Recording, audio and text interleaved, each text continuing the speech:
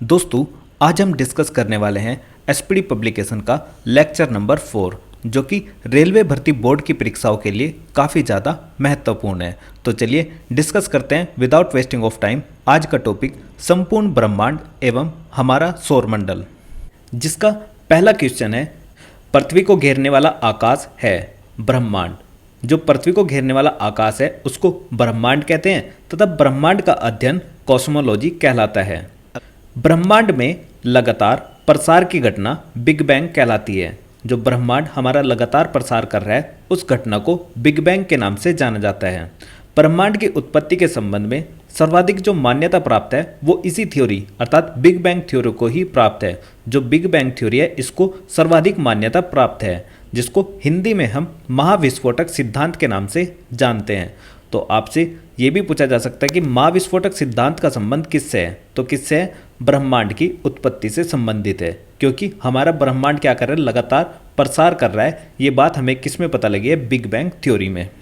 और इस big bang theory का जो प्रतिपादन किया था अर्थात ये कंसेप्ट दिया था, ये दिया था जॉर्ज लेमिंटियर ने। जो हमारे साइंटिस्ट जॉर्ज लेमिंटियर थे बेल्जियम से, उन्होंने सन 1894 से 1896 के बीच में बिग बैंग सिद्धांत का प्रतिपादन किया था।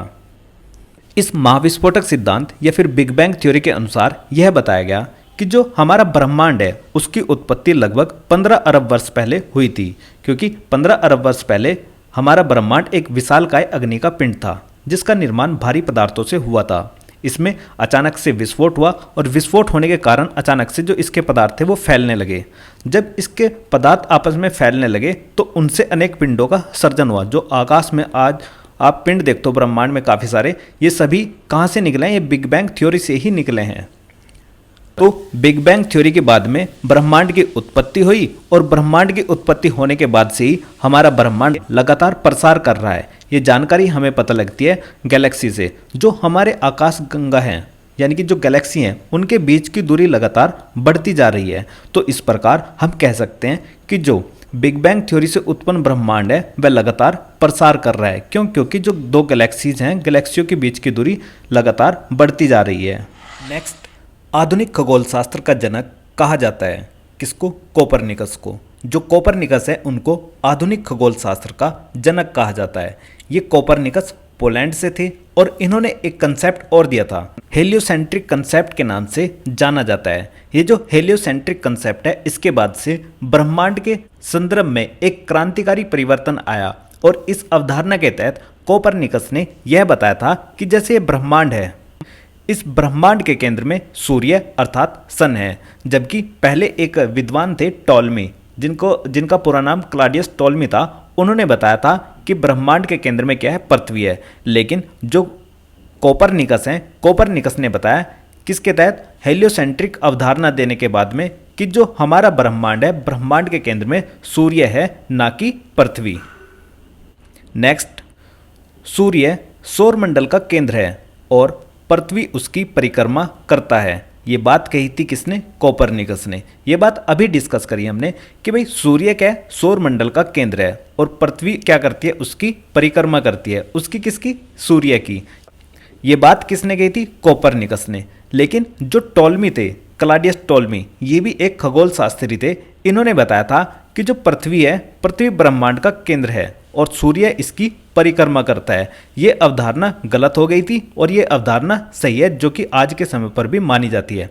आप सभी को पता होगा कि जो सूर्य है, जो कि एक तारा है, ये हमारे सौरमंडल का जन्मदाता है, जो ऊर्जा और प्रकाश दोनों प्रदान करता है। जो सूर्य की ऊर्जा का स्रोत है, इसके केंद्र में हाइड्रोजन परमाणु का नाभिक के संलयन द्वारा हीलियम परमाणु में बदलना है। ठीक है, आगे के लेक्चर में हम ये बातें डिस्कस करेंगे। नेक्स्ट, ग्रहों की गति का नियम प्रतिपादित किया था जॉनसन केपलर। जो केपलर है, केपलर ने ग्रहों की गति के नियम प्रतिपादित किया था। जो जोहानेस केपलर हैं, ये जर्मनी से थे। इनका पूरा नाम याद रखना। देखो कभी कभी केपलर से आगे अलग नाम भी दे दिया जाता है, तो केपलर नहीं, पूरा नाम याद रखो, जोहानेस केपलर, जो कि जर्मनी से थे। नेक्स्ट, ब्रह्मांड का लगातार विस्तार हो रहा है। ये बताया किसने? एडविन हब्बल ने। जो एडविन हब्बल है इन्होंने सन 1920 में बताया कि ब्रह्मांड हमारा क्या कर रहा है, लगातार प्रसार कर रहा है। और जानकारी हमें ये कहाँ से पता लगती है, बिग बैंग थ्योरी से। और बिग बैंग थ्योरी किसने दी थी, जॉर्ज लेमेंटियर ने। देखो ये जो एडविन हब्बल हैं ये अमेरिका के एक ज्योग्राफर थे। इन्होंने बताया कि जो दृश्य पथ से आने वाले ब्रह्मांड का व्यास है वो लगभग 250 करोड़ वर्ष है। और उसी के तहत इन्होंने बताया कि ब्रह्मांड का लगातार विस्तार हो रहा है। देखो वैसे तो बहुत सारी व्याख्याएं दी गई, यानी कि ब्रह्मांड की उत्पत्ति से संबंधित बहुत सारे क्रमिक परिवर्तन हुए और इसकी उत्पत्ति और व्याख्या अलग अलग विद्वानों ने अलग अलग तरीके से की। लेकिन जो बिग बैंग थ्योरी है, बिग बैंग थ्योरी से आपको याद रखना है कि क्या लगातार हमारा ब्रह्मांड प्रसार कर रहा है। ये जानकारी हमें सबसे पहले कहाँ से मिली थी, बिग बैंग थ्योरी से।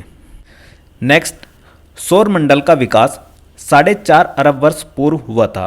जो सौर मंडल है उसका विकास 4.5 अरब वर्ष पहले हुआ था।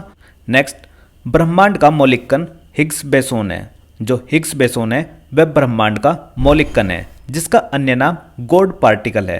अर्थात हम कह सकते हैं कि जो हिग्स बोसोन है उसको हम गॉड पार्टिकल के नाम से भी जानते हैं, क्योंकि हिग्स बोसोन का ही यह दूसरा नाम है जिसको गॉड पार्टिकल कहते हैं। नेक्स्ट सर्न। सर्न कहाँ स्थित है, तो आंसर होगा जेनेवा। जो सर्न है ये एक प्रकार की लेबोरेटरी है जो कि कहाँ है, जेनेवा में स्थित है। इस सर्न की full form European centre for nuclear research है। अर्थात European centre for nuclear research के नाम से सर्न को जाना जाता है। इसकी फुल फॉर्म काफ़ी बार पूछी जाती है क्योंकि इसकी फुल फॉर्म सी से शुरू नहीं होती। इसकी जो स्टार्टिंग होती है वो ई से होती है। ई अर्थात European centre for nuclear research के नाम से इसको जाना जाता है। यह जेनेवा में स्थित है। इस सर्न ने 30 मार्च सन 2010 ईस्वी में पृथ्वी की सतह के 100 मीटर नीचे एक 27 किलोमीटर लंबी LHC, जिसको लार्ज हेड्रोन कोलाइडर के नाम से जाना जाता है, तो LHC नाम का एक ऐतिहासिक प्रयोग किया था। इसमें 1000 से अधिक वैज्ञानिक शामिल थे और इसमें जो प्रोटॉन के बीम थे उनको लगभग प्रकाश की गति से आपस में टकराया गया था, जिसके फलस्वरूप हिग्स बोसोन अर्थात गॉड पार्टिकल का निर्माण हुआ था।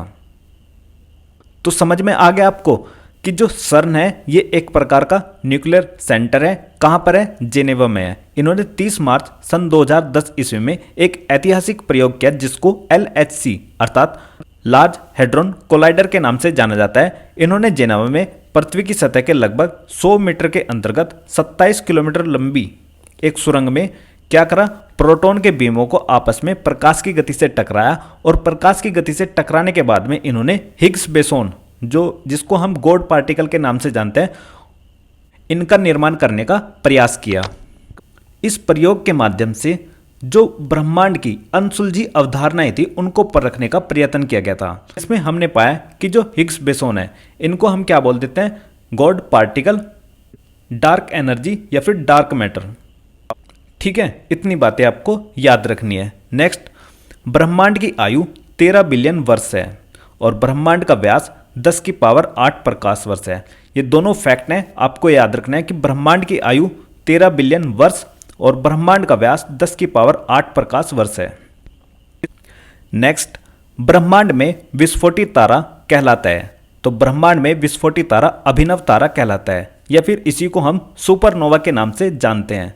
देखो जो तारे में तीव्र विस्फोट होता है उसी को हम सुपरनोवा के नाम से जानते हैं। सुपरनोवा तारों के विस्फोट की अवस्था होती है। ठीक है, सुपरनोवा क्या होती है, तारों के विस्फोट की अवस्था होती है। नेक्स्ट, एक वर्ष में प्रकाश द्वारा तय की गई दूरी को क्या कहते हैं, तो आंसर होगा प्रकाश वर्ष। जो प्रकाश वर्ष है वह प्रकाश के द्वारा एक वर्ष में चली गई दूरी होती है। एक प्रकाश वर्ष में 9.46 into 10 to the power 12 kilometre होते हैं, अर्थात 9.46 गुना 10 की घात 12 किलोमीटर किस में होते हैं, प्रकाश वर्ष में होते हैं। और कभी कभी आपसे ये भी पूछा जाता है कि प्रकाश वर्ष किसका मात्रक है, तो प्रकाश वर्ष किसका मात्रक है, दूरी का मात्रक है। ठीक है, नेक्स्ट, खगोलीय दूरी का सबसे बड़ा मात्रक क्या है, तो आंसर होगा पारसेक। पारसेक खगोलीय दूरी का सबसे बड़ा मात्रक है क्योंकि एक पारसेक में क्या होता है, 3.26 लाइट ईयर अर्थात 3.26 प्रकाश वर्ष होते हैं। किसमें, एक पारसेक में। और इसलिए कहा गया है कि यह खगोलीय दूरी का सबसे बड़ा मात्रक है। नेक्स्ट, एक पारसेक बराबर होता है 3.26 प्रकाश वर्ष के, और प्रकाश वर्ष मात्रक है दूरी का। ये सभी हम डिस्कस कर चुके हैं अभी लास्ट पेज पर। नेक्स्ट, एक प्रकाश वर्ष बराबर होता है 9.46 इंटू 10⁻12 किलोमीटर। यदि मैं इसको मीटर में बदलूंगा तो मीटर में बदलने के लिए मुझे इसमें 1000 से मल्टीप्लाई करनी पड़ेगी। इसका मतलब ये जो 12 है, 12 की जगह पावर कितनी हो जाएगी, 15 हो जाएगी यदि मैं इसको मीटर में कन्वर्ट करूंगा, क्योंकि 1 किलोमीटर में कितने मीटर होते हैं, 1000 मीटर होते हैं, इसलिए इसको 9.46 इंटू 10⁻15 मीटर कहेंगे। नेक्स्ट, आकाशगंगा। आकाशगंगा क्या है? तो आकाशगंगा गैसों, बादलों, धूलकणों और अरबों तारों का एक समूह है। तो ध्यान रखना कि ये जो आकाशगंगा है, ब्रह्मांड में लगभग 100 अरब आकाशगंगाएं हैं, और आकाशगंगा असंख्य तारों का एक विशाल पुंज होता है, जिसके केंद्र में क्या होता है, बल्ज होता है। तो आपसे काफी बार पूछा जाएगा कि आकाशगंगा क्या है? गैसों, बादलों और धूलकणों का क्या है? एक समूह है जिसमें बहुत सारे तारे हैं, यानी कि लगभग 100 अरब तारे हैं। और आकाशगंगा के केंद्र में क्या होता है? बल्ज। बल्ज होता है। ये आपसे काफी बार पूछा जाता है कि आकाशगंगा के केंद्र में क्या होता है? बल्ज। नेक्स्ट, हमारी आकाशगंगा का नाम दुग्ध मेखला अर्थात मिल्की वे है। ये आपको याद रखना है कि जो हमारी आकाशगंगा है उसका नाम दुग्ध मेखला अर्थात मिल्की वे है। नेक्स्ट, हमारा सौरमंडल या सूर्य जिस आकाशगंगा में है उसे क्या कहते हैं? तो उसे दुग्ध मेखला अर्थात मिल्की वे के नाम से जाना जाता है, जिसकी आकृति स्पाइरल अर्थात सर्पिलाकार की होती है। देखो, ब्रह्मांड में 90% जो आकाशगंगाएं हैं उनकी आकृति स्पाइरल ही है। आकाशगंगा की सबसे नजदीकी मंदाकिनी का नाम क्या है? तो आंसर होगा देवयानी या फिर एंड्रोमेडा। जो हमारी आकाशगंगा है उसके सबसे नजदीकी जो मंदाकिनी पड़ती है उसको देवयानी या फिर एंड्रोमेडा के नाम से जानते हैं। नेक्स्ट, आकाशगंगा मंदाकिनी को और बृहस्पति ग्रह को, इन दोनों को गैलीलियो ने खोजा था। सर्वप्रथम आकाशगंगा मंदाकिनी को गैलीलियो ने खोजा था और बृहस्पति ग्रह को भी गैलीलियो ने ही खोजा था। जो बृहस्पति है यह हमारे सौरमंडल का सबसे बड़ा ग्रह है और इसका एक उपग्रह है जिसका नाम है गैनीमेड। गैनीमेड उपग्रह भी इसका सबसे बड़ा है। नेक्स्ट, नेबुला जिसको निहारिका कहते हैं, वह अंतरिक्ष में धूल और गैसों का एक विशाल बादल होता है। यानी कि नेबुला एक प्रकार का बादल होता है। कहाँ पर? अंतरिक्ष में। किस चीज़ का? धूल का और गैसों का। नेक्स्ट, नंगी आंखों से दिखने वाला नेबुला ओरियन है। जो ओरियन है वह नंगी आंखों से दिखने वाला नेबुला है, और नेबुला क्या है? एक प्रकार का बादल है। किस चीज़ के? धूल और गैसों के। नेक्स्ट, पल्सर होते हैं। पल्सर तेजी से घूमने वाले न्यूट्रॉन तारे होते हैं। जो आज के टाइम में आप पल्सर बाइक देखते हो उसका कंसेप्ट भी यहीं से लिया गया है, क्योंकि माना जाता है कि पल्सर बाइक काफ़ी तेज़ी से चलती है, तो इसलिए यहाँ से कंसेप्ट उठाया, उसका नाम लिया है। तेजी से घूमने वाला न्यूट्रॉन तारे को हम पल्सर के नाम से जानते हैं। नेक्स्ट, ब्रह्मांड का प्रकाश स्तंभ क्या कहलाता है? तो आंसर होगा पल्सर। नेक्स्ट, तारों में ऊर्जा का स्रोत नाभिकीय संलयन के द्वारा होता है। जो तारे होते हैं उनमें जो ऊर्जा का स्रोत होता है वह नाभिकीय संलयन के द्वारा होता है। और अगर आपसे पूछा जाए कि सूर्य में ऊर्जा का स्रोत क्या है, तो आंसर होगा नाभिकीय संलयन। क्यों? क्योंकि भाई सूर्य भी तो एक प्रकार का तारा ही है। जो हमारा सौरमंडल है, सौरमंडल का जन्मदाता किसको कहा जाता है? हमारे सूर्य को। और सूर्य क्या है? एक तारा है। वहाँ पर क्या हो रहा है? नाभिकीय संलयन प्रक्रिया के द्वारा जो हाइड्रोजन परमाणु है वो किस में कन्वर्ट हो रहा है? हीलियम में कन्वर्ट हो रहा है। ठीक है, यानी कि दो छोटे एटम मिलकर किस में, जब एक बड़े एटम में कन्वर्ट हो जाते हैं तो उनको क्या बोलते हैं? नाभिकीय संलयन की प्रक्रिया बोलते हैं। और इस प्रक्रिया के थ्रू हम सूर्य से क्या प्राप्त कर रहे हैं? एक तो एनर्जी अर्थात ऊर्जा, और दूसरा लाइट अर्थात प्रकाश। नेक्स्ट, तारों का मुख्य घटक हाइड्रोजन व हीलियम है। पृथ्वी का निकटतम तारा सूर्य है। जो सूर्य है वह पृथ्वी का निकटतम तारा है। नेक्स्ट, सूर्य का निकटतम तारा प्रोक्सिमा सेंचुरी है। तो आपको कंफ्यूज नहीं होना कि सूर्य का निकटतम तारा प्रोक्सिमा सेंचुरी और पृथ्वी का निकटतम तारा सूर्य है। देखो, जैसे ये रही पृथ्वी, अर्थ से 14.98 करोड़ लगभग दूरी पर पड़ता है सूर्य। यानी कि पृथ्वी के सबसे पास का तारा कौन सा है? सूर्य। और सूर्य के सबसे पास का तारा कौन सा है? प्रोक्सिमा सेंचुरी, जो कि 4.3 लाइट ईयर यानी कि प्रकाश वर्ष दूर है किससे? सूर्य से। तो ध्यान रखना, कंफ्यूज मत होना। अगर पूछा जाए पृथ्वी का सबसे पास का तारा कौन सा है, तो आंसर होगा सन। अगर पूछा जाए कि सन के पास का तारा कौन सा है, तो आंसर होगा प्रोक्सिमा सेंचुरी। कितनी दूरी पर है? 4.3 लाइट ईयर अर्थात 4.3 प्रकाश वर्ष दूरी पर स्थित है। नेक्स्ट, सबसे चमकीला तारा साइरस या फिर डॉग स्टार है। तारे का रंग सूचक होता है उसके तापमान का। जो तारे का रंग होता है वह उसके तापमान का सूचक होता है। ये क्वेश्चन काफ़ी बार पूछा गया है, याद रखना। और सबसे चमकीला तारा साइरस या फिर डॉग स्टार। नेक्स्ट, तारों का टिमटिमाना प्रकाश का अपवर्तन है। जो तारे टिमटिमाते हैं वे प्रकाश के अपवर्तन के कारण टिमटिमाते हैं। ब्लैक होल का सिद्धांत किसने दिया था? तो आंसर है एस चंद्रशेखर।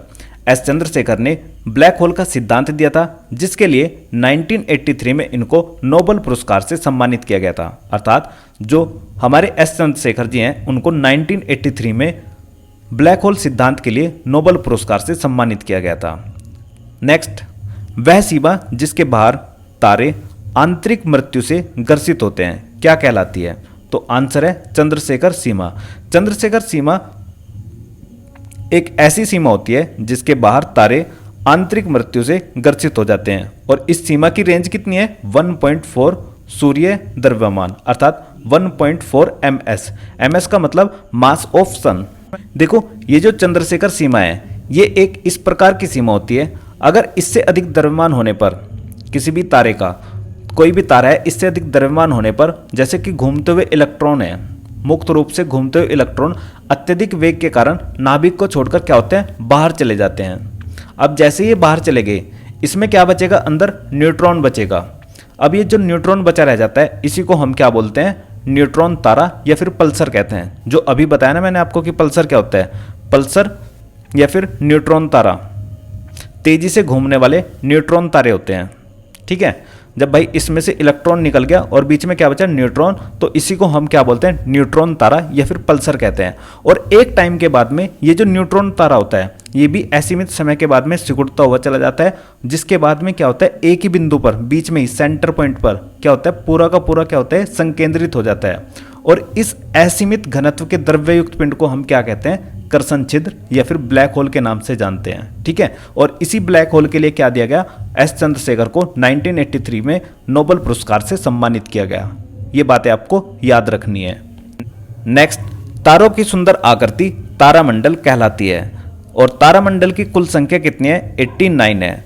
हमारा सबसे बड़ा तारामंडल सेंटारोस जिसमें 94 तारे हैं, और सबसे छोटा तारामंडल हाइड्रा है जिसमें 68 तारे हैं। ध्रुव तारा भाग है लघु सप्तऋषि का। लघु सप्तऋषि का कौन भाग है? ध्रुव तारा। नेक्स्ट, ध्रुव तारा भाग है लघु सप्तऋषि का। दिशा निर्धारण में सहायक होता है ध्रुव तारा, क्योंकि ध्रुव तारा हमेशा किसकी ओर इंडिकेट करता है? हमें उत्तर दिशा में। उत्तर दिशा की ओर ध्रुव तारा सूचित करता है। नेक्स्ट, धूमकेतु धूल, बर्फ व गैस से निर्मित पिंड होते हैं। तो जो धूमकेतु होते हैं वो धूल, गैस व बर्फ से निर्मित पिंड होते हैं। देखो, अगर आपको कन्फ्यूजन है कि धूमकेतु, उल्का पिंड, उल्का या फिर अक्षुद्र ग्रह क्या होते हैं, तो इनके बारे में भी पहले जानने की कोशिश करते हैं। तो चलिए, तो सबसे पहले हम डिस्कस करते हैं अक्षुद्र ग्रह। अक्षुद्र ग्रह सूर्य की परिक्रमा करते हैं। ये चट्टानों से निर्मित होते हैं और इनकी जो लोकेशन होती है वो मंगल और बृहस्पति के बीच में पाए जाते हैं। ये सबसे ज़्यादा इम्पोर्टेंट बात है। आपसे काफ़ी बार पूछा जाएगा कि जो अक्षुद्र ग्रह अर्थात एस्ट्रॉइड्स हैं वो कहाँ पर पाए जाते हैं, तो ये मंगल और बृहस्पति के बीच में पाए जाते हैं। ये छोटी चट्टानों से निर्मित होते हैं और ये क्या करते हैं? सूर्य की परिक्रमा करते हैं।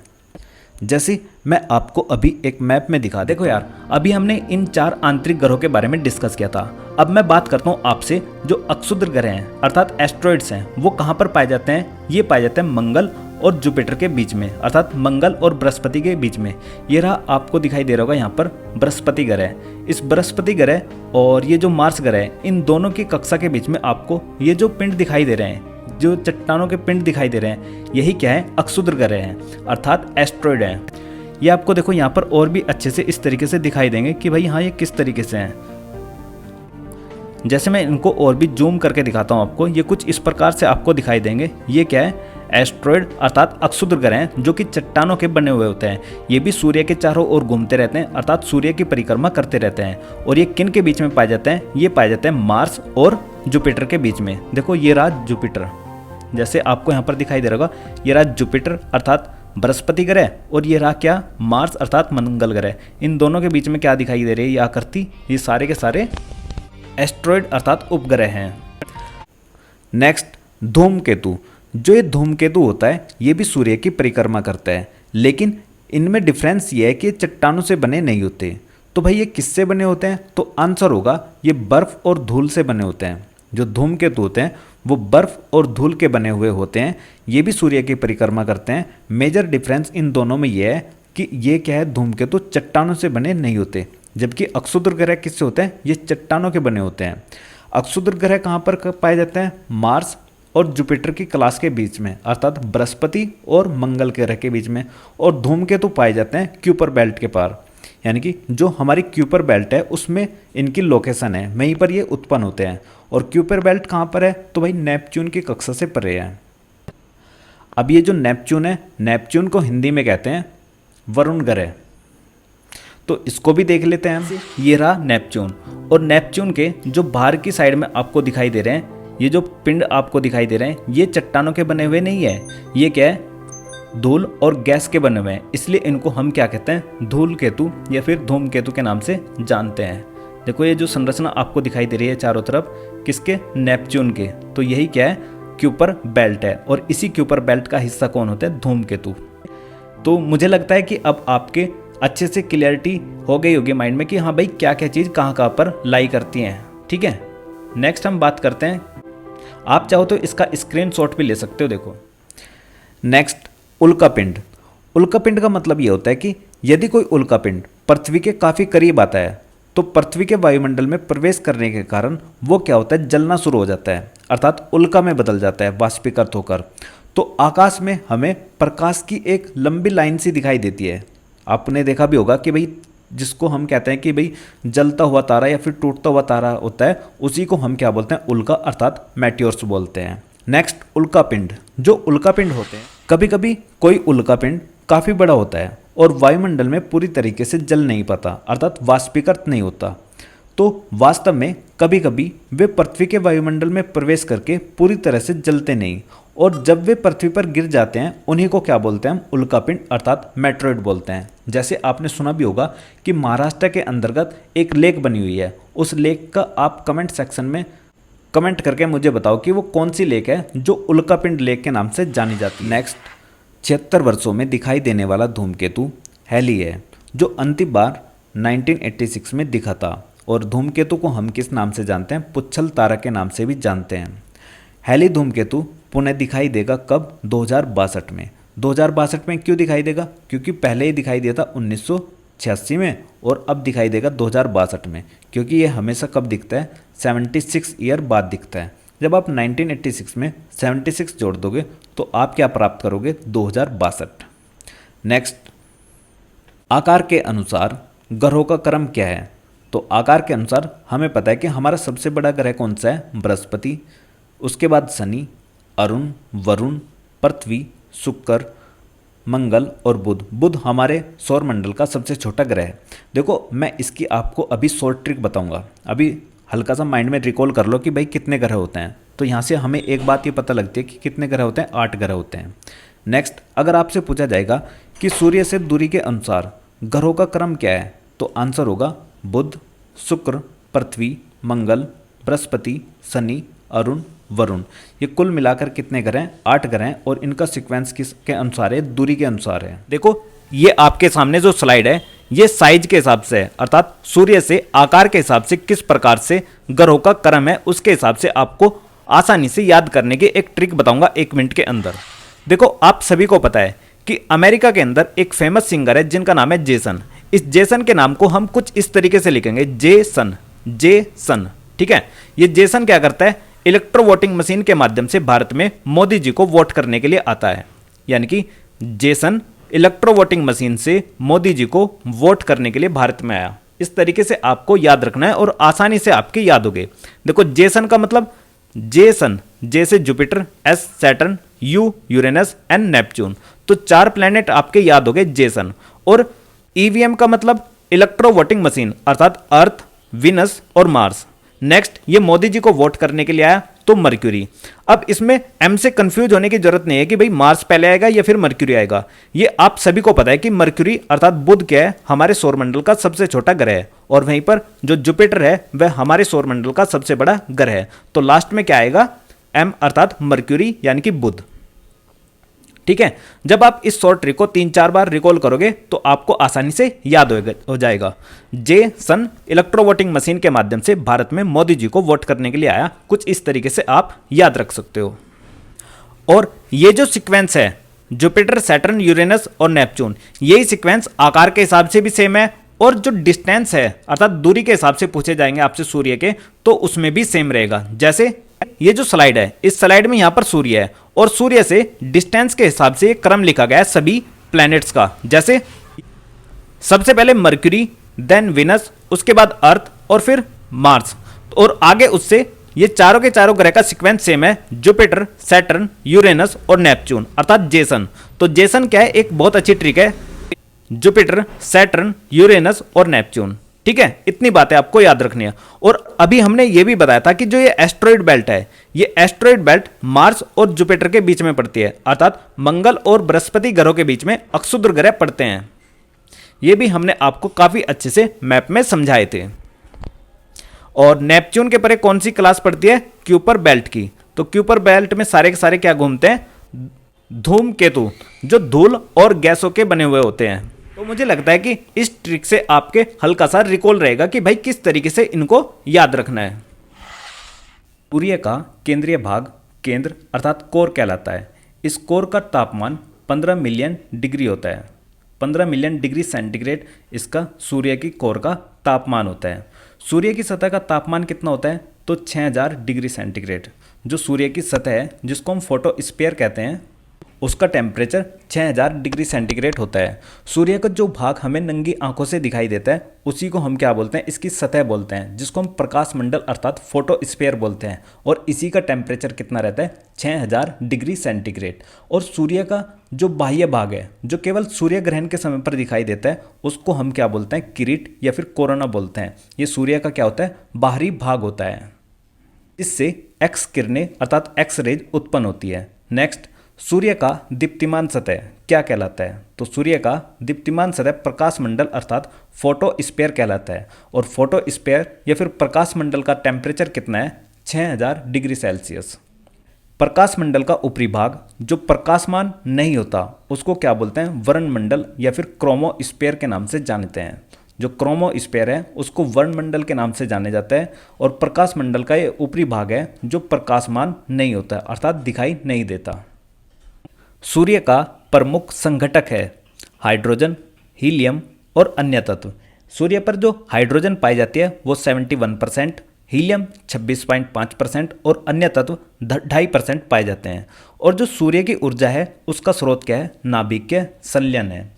देखो, नाभिकीय संलयन एक ऐसी क्रिया होती है जब दो हल्के नाभिक परस्पर, जैसे हल्का नाभिक ये रहा और एक हल्का नाभिक ये रहा, जब ये दो हल्के नाभिक परस्पर संयुक्त होकर एक भारी नाभिक संरचना का निर्माण करते हैं, जैसे ये दोनों मिले और इन्होंने एक भारी नाभिक का निर्माण कर लिया, तो इसी प्रक्रिया को क्या कहते हैं, नाभिकीय संलयन कहते हैं। और सूर्य पर क्या हो रहा है, जो हाइड्रोजन है, हाइड्रोजन के एटम कन्वर्ट किस में हो रहे हैं, हीलियम में हो रहे हैं। और जो हमें क्या कर रहे हैं, मतलब हाइड्रोजन के नाभिक हीलियम में कन्वर्ट हो रहे हैं, और इसी प्रक्रिया को क्या कहते हैं, नाभिकीय संलयन कहते हैं। जिसके माध्यम से हमें सूर्य से क्या प्राप्त हो रही है, एनर्जी और लाइट, यानी कि ऊर्जा और प्रकाश, दोनों चीज़ें हमें सूर्य से प्राप्त हो रही हैं।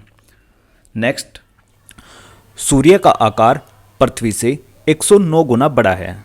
जो सूर्य है वह पृथ्वी से 109 गुना ज़्यादा बड़ा है। नेक्स्ट, सूर्य एवं पृथ्वी के बीच औसत दूरी 149.6 मिलियन किलोमीटर है।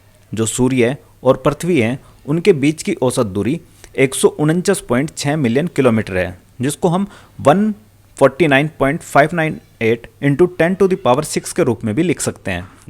नेक्स्ट, सूर्य ग्रहण होता है जब सूर्य और पृथ्वी के बीच में चंद्रमा आ जाता है। अगर सूर्य और पृथ्वी के बीच में चंद्रमा आ जाएगा तो क्या होगा? सूर्य ग्रहण होगा। नेक्स्ट, चंद्र ग्रहण होता है। चंद्र ग्रहण में सूर्य और चंद्रमा के बीच में पृथ्वी आ जाती है।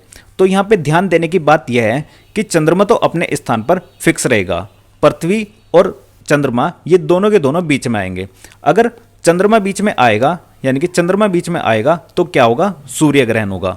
और अगर पृथ्वी बीच में आएगी तो क्या होगा? चंद्र ग्रहण होगा। इसको अगर पृथ्वी बीच में आएगी तो ये मत बोल देना पृथ्वी ग्रहण होगा, पृथ्वी ग्रहण नहीं होगा, क्योंकि आप पृथ्वी पर खड़े होकर देखते हो इन सभी चीज़ों को, तो इसलिए पृथ्वी ग्रहण नहीं होगा। और सूर्य क्या रहेगा? अपनी जगह पर फिक्स रहेगा।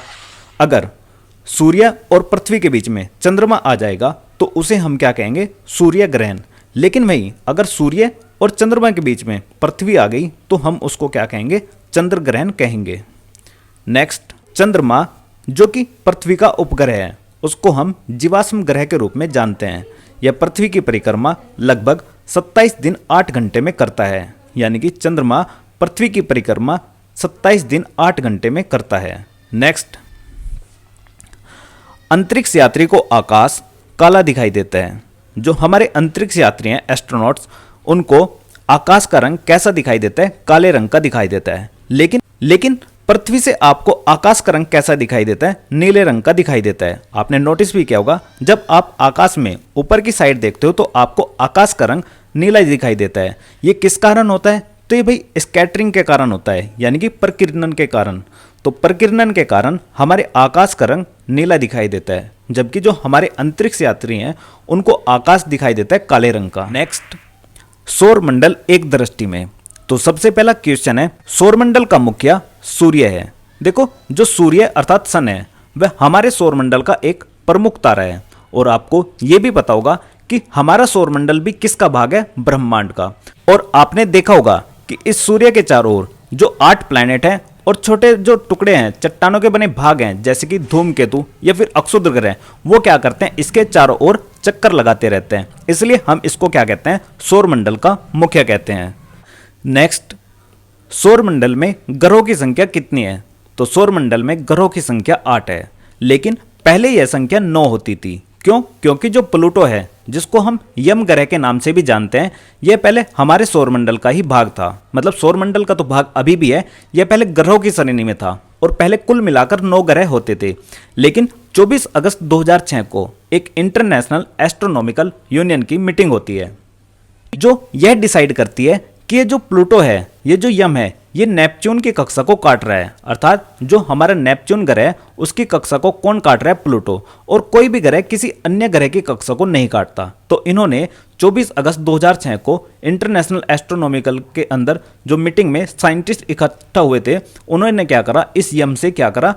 ग्रह की श्रेणी का दर्जा छीन लिया, यानी कि इसको ग्रह का दर्जा खत्म कर दिया। और वर्तमान में इसको क्या बना दिया? एक बोना ग्रह बना दिया। यानी कि बोना ग्रह मतलब ड्वार्फ प्लैनेट।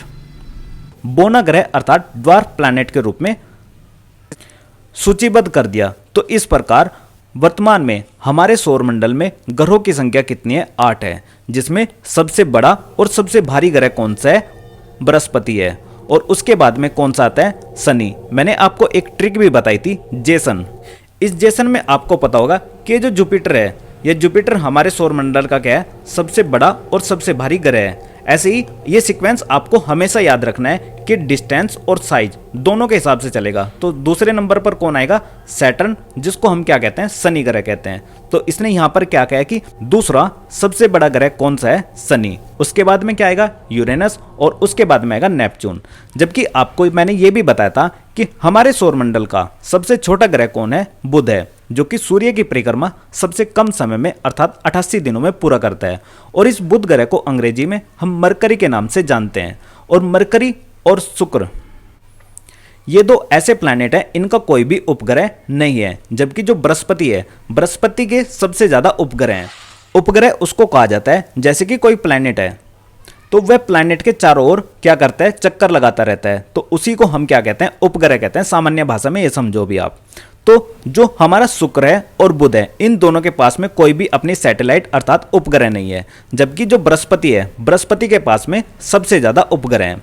जैसे हमारी पृथ्वी है अर्थात अर्थ है, अर्थ के चारों ओर कौन मूव हो रहा है? मून, जिसको हम चंद्रमा कहते हैं हिंदी में। तो मून हमारा क्या है? एक प्रकार की सैटेलाइट अर्थात उपग्रह है, अर्थात चंद्रमा पृथ्वी का उपग्रह है।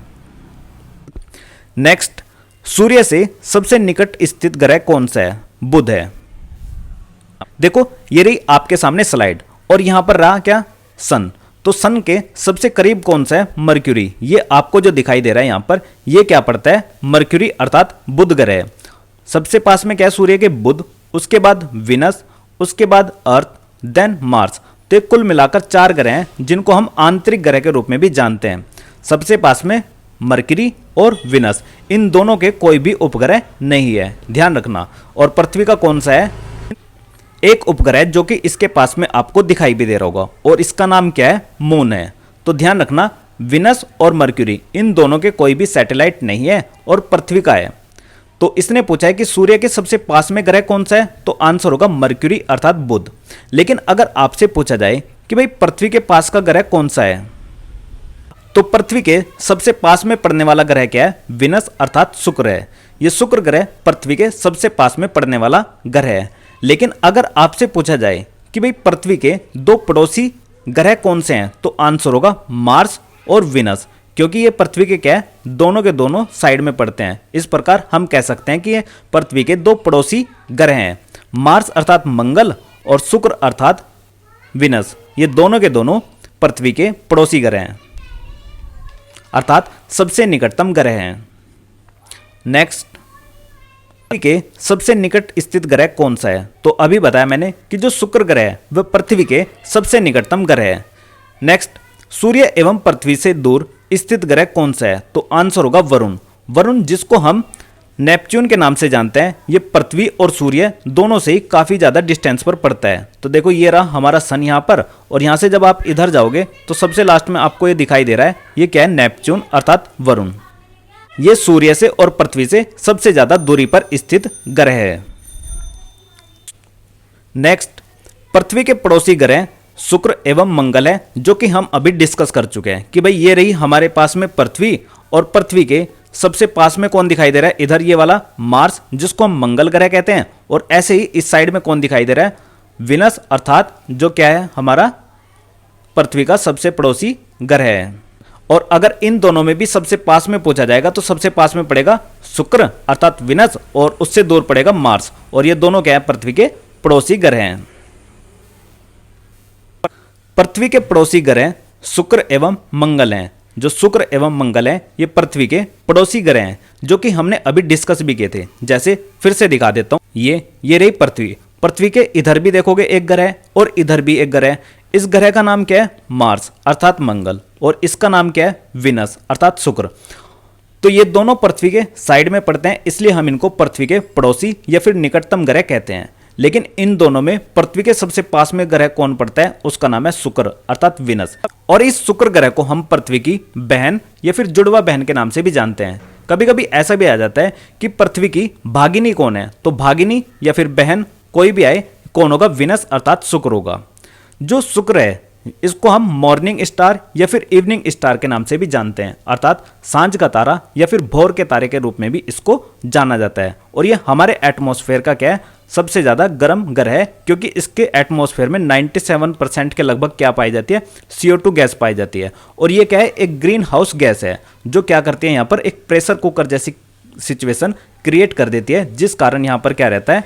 एक ग्लोबल वार्मिंग का इफेक्ट जनरेट होता है, और इस कारण यह यहाँ पर काफ़ी गर्मी पैदा करती है, जिस कारण यह काफ़ी ज़्यादा गर्म रहता है। और इसलिए हम इसको क्या कहते हैं? मॉर्निंग स्टार या फिर इवनिंग स्टार या फिर सबसे चमकीला तारा के रूप में जाना जाता है। और एक बात और आपको याद रखनी है, ये जो शुक्र ग्रह है अर्थात विनस है, ये बाकी ग्रहों के कंपेयर में उल्टा घूमता है। जैसे सभी ग्रह किस साइड में घूमते हैं? पश्चिम से पूर्व की ओर घूमते हैं। पृथ्वी भी पश्चिम से पूर्व की ओर घूमती है। लेकिन जो ये विनस है अर्थात शुक्र ग्रह, ये क्या करता है? पूर्व से पश्चिम की ओर घूमता है। पूर्व से पश्चिम यानी कि ईस्ट से वेस्ट की साइड में, ध्यान रखना। और सौरमंडल के और हमारे सौरमंडल के दो ग्रह ऐसे हैं जो इस तरीके से घूमते हैं, एक रहा विनस और दूसरा रहा यूरेनस। तो इस प्रकार से आप याद रख सकते हो यूवी अल्ट्रा वायलेट या फिर यूवी मतलब युवराज सिंह, ये दो प्लैनेट ऐसे हैं जो ईस्ट से वेस्ट की साइड में मूव होते हैं, अर्थात पूर्व से पश्चिम की ओर घूमने वाले दो ग्रह हैं जो कौन से हैं, यूवी, यू बोले तो यूरेनस और वी बोले तो विनस। इधर से भी सेकंड नंबर पर और इधर से भी सेकंड नंबर के प्लैनेट हैं, ध्यान रखना। नेक्स्ट, सर्वाधिक चमकीला एवं गर्म ग्रह शुक्र है, अभी हम डिस्कस कर चुके हैं इस बात को। नेक्स्ट, सर्वाधिक ठंडा ग्रह कौन सा है, वरुण। वरुण सबसे दूर में पड़ने वाला ग्रह है जिसको हम नेपच्यून कहते हैं, यह सर्वाधिक ठंडा ग्रह है जिसकी खोज जॉन गैले ने 1846 में की थी। तो इसकी खोज काफी बार पूछी जाती है कि जॉन गैले ने किसकी खोज की थी, तो आंसर होगा वरुण ग्रह, और इसको हम अंग्रेजी में नेपच्यून ग्रह भी कहते हैं जिसकी खोज 1846 में की थी। नेक्स्ट, सर्वाधिक उपग्रहों वाला ग्रह कौन सा है, बृहस्पति, जो कि हम काफी बार डिस्कस कर चुके हैं, और इसके पास वर्तमान में 92 सैटेलाइट्स हैं, और इसकी जो गैनीमेड सैटेलाइट है वो काफी ज्यादा बड़ी है। जैसे आपको दिखाई दे रहा होगा जुपिटर अर्थात बृहस्पति, इसकी जो एक गैनीमेड सैटेलाइट है, यहाँ पर जो आपको दिखाई दे रहा है गैनीमेड सैटेलाइट, ये क्या है, इसकी सबसे बड़ी सैटेलाइट अर्थात उपग्रह है, जो किसकी है, जुपिटर अर्थात बृहस्पति ग्रह की है। तो आपसे काफी बार क्वेश्चन पूछा जाता है कि किस ग्रह की सैटेलाइट सबसे ज्यादा बड़ी है, तो आंसर होगा बृहस्पति की, और उसका नाम क्या है, गैनीमेड। नेक्स्ट, बिना उपग्रहों वाला ग्रह कौन है, तो बुध एवं शुक्र, ये हम अभी डिस्कस कर चुके हैं कि जो सूर्य के सबसे पास में आपको ये प्लैनेट दिख रहे हैं विनस और मर्क्यूरी, इन दोनों की कोई भी सैटेलाइट नहीं है, अर्थात इन दोनों का कोई भी उपग्रह नहीं है। मर्क्यूरी बोले तो बुध और विनस बोले तो शुक्र, ये सूर्य के सबसे पास में पड़ते हैं। देख लो स्टार्टिंग में ही फर्स्ट और सेकंड, सबसे पास में पड़ेगा बुध ग्रह और सेकंड नंबर का पड़ेगा शुक्र ग्रह, इन दोनों के पास में कोई भी अपना उपग्रह नहीं है। और इसके बाद में स्टार्टिंग होती है किसकी, पृथ्वी की, तीसरे नंबर पर, और पृथ्वी का एकमात्र उपग्रह कौन है, मून है। और मंगल ग्रह की दो सैटेलाइट आपको याद रखनी है, फोबोस और डिमोस। ये भी काफी बार पूछे जाता है कि फोबोस और डिमोस किस ग्रह की उप सैटेलाइट है, मतलब सैटेलाइट हैं, उपग्रह हैं, तो ये किसके हैं, मंगल ग्रह के हैं। नेक्स्ट, लाल व हरा ग्रह क्रमशः मंगल और वरुण को कहते हैं। जो मंगल ग्रह है उसको लाल ग्रह के नाम से जाना जाता है और वरुण ग्रह को हरे ग्रह के नाम से जाना जाता है। ऐसे ही जो बृहस्पति है उसको हम पीला ग्रह के नाम से जाने जाते हैं और पृथ्वी को नीला ग्रह के नाम से जाना जाता है। लेटा हुआ ग्रह किसे कहते हैं, तो अरुण ग्रह को लेटा हुआ ग्रह के नाम से जाना जाता है। नेक्स्ट, सर्वाधिक गैसों से घिरा ग्रह अरुण है, जिसकी खोज विलियम हार्सेल के द्वारा सन 1781 ईस्वी में की गई थी। जो अरुण ग्रह उसको हम यूरेनस कहते हैं, तो यूरेनस की खोज किसने की थी, विलियम हार्सेल ने। कब की थी, 1781 ईस्वी में। देखो इन दोनों की खोज काफी ज्यादा इंपॉर्टेंट है। वरुण ग्रह की खोज किसने की, जॉन गैले ने, और जो यूरेनस अर्थात अरुण ग्रह उसकी खोज किसने की, विलियम हार्सेल ने। ये की 1781 में और इसको किया 1846 ईस्वी में। ये भी पूछा जा सकता है कि ये दोनों के दोनों देखो लास्ट के प्लैनेट हैं, ये रहा यूरेनस और ये रहा नेपच्यून, ठीक है। एक की खोज की विलियम हार्सेल ने और दूसरे की खोज की जॉन गैले ने। तो वरुण ग्रह पहले खोजा गया था या फिर यूरेनस ग्रह, तो आप बोलोगे कि भाई यूरेनस ग्रह सबसे पहले खोजा गया था, यूरेनस ग्रह सबसे पहले खोजा गया। इसके बाद में कौन सा खोजा गया, नेपच्यून। ये सबसे पास में पड़ता है, मतलब कि अगर सीक्वेंस में देखो दूरी के हिसाब से, सूर्य से दूरी के हिसाब से देखोगे तो ये सबसे पास में पड़ेगा। तो यूरेनस ग्रह पहले खोजा गया, उसके बाद में नेपच्यून ग्रह खोजा गया। तो इस तरीके से भी पूछा जा सकता है। नेक्स्ट, सबसे कम घनत्व वाला ग्रह शनि है। जो शनि ग्रह है उसका घनत्व सबसे कम है। नेक्स्ट, पृथ्वी की बहन या फिर सौंदर्य का देवता किसे कहा जाता है, तो आंसर होगा शुक्र। हम अभी डिस्कस कर चुके हैं कि पृथ्वी के सबसे पास में पड़ने वाला ग्रह भी क्या है, शुक्र है, और इसको सौंदर्य का देवता या फिर सांझ का तारा या भोर का तारा किसको कहते हैं, शुक्र ग्रह अर्थात विनस को कहते हैं।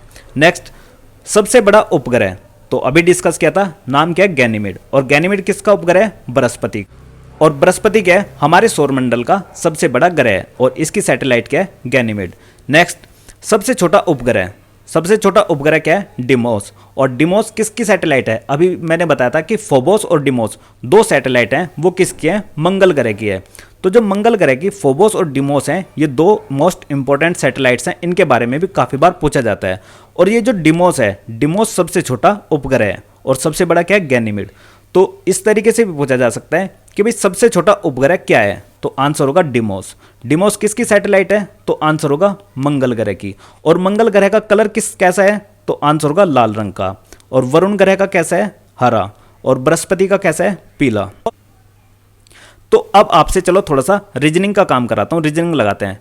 पीला ग्रह की सबसे बड़ी सैटेलाइट कौन सी है, तो आंसर होगा गैनीमेड। नेक्स्ट अगर आपसे पूछा जाता है फोबोस और डिमोस किस ग्रह की सैटेलाइट है, आप बोलोगे लाल ग्रह की। लाल ग्रह की क्यों, क्योंकि लाल ग्रह के नाम से किसको जाना जाता है, मंगल को।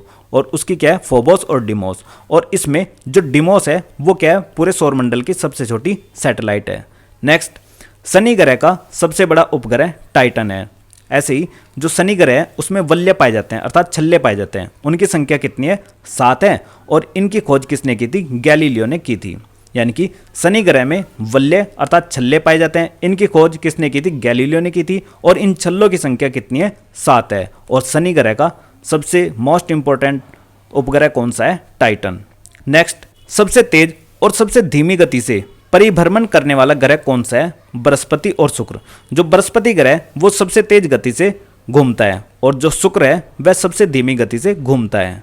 नेक्स्ट सबसे कम समय में सूर्य की परिक्रमा करने वाला ग्रह कौन सा है, तो आंसर होगा बुध। बुध ग्रह सूर्य के सबसे पास में पड़ता है और यह 88 दिनों में यानी कि सबसे कम समय में सूर्य की परिक्रमा करता है। नेक्स्ट पृथ्वी के विपरीत दिशा में घूमने वाले ग्रह कौन से हैं या फिर चक्कर लगाने वाले ग्रह कौन से हैं, तो आंसर होगा शुक्र और अरुण। इस अरुण ग्रह को हम बोलते हैं यूरेनस और शुक्र ग्रह को हम बोलते हैं विनस। अभी बताया था कि मैंने यू और वी दो इस तरीके से नाम याद रखना है कि दो ग्रह ऐसे हैं जो पूर्व से पश्चिम की ओर घूमते हैं। कहाँ घूमते हैं, पूर्व से पश्चिम की ओर। यूवी मतलब अल्ट्रावायलेट से आप याद रख सकते हो, या फिर यूवी बोलते हैं युवराज सिंह को, इस तरीके से भी याद रख सकते हो। तो ये क्या करते हैं, पृथ्वी के विपरीत दिशा में चक्कर लगाते हैं और किस प्रकार घूमते हैं, पूर्व से पश्चिम की ओर। अगर आपसे पूछा जाए कि पृथ्वी किस साइड में घूमती है, तो आंसर होगा पश्चिम से पूर्व की ओर। पृथ्वी के सबसे निकट तारे का प्रकाश पृथ्वी पर पहुंचने में लगा समय 4.2 वर्ष। 4.2 वर्ष। देखो यार ये क्वेश्चन थोड़ा गलत लग रहा है, क्यों? क्योंकि देखो पृथ्वी के सबसे निकट तारा कौन सा है, सूर्य है, यानी कि सन। और सन के प्रकाश को पृथ्वी पर पहुंचने में लगभग 500 सेकंड लगती है, ध्यान रखना। तो आंसर क्या होगा इसका, अगर ये पूछा जाएगा तो ये क्वेश्चन क्या है, गलत है।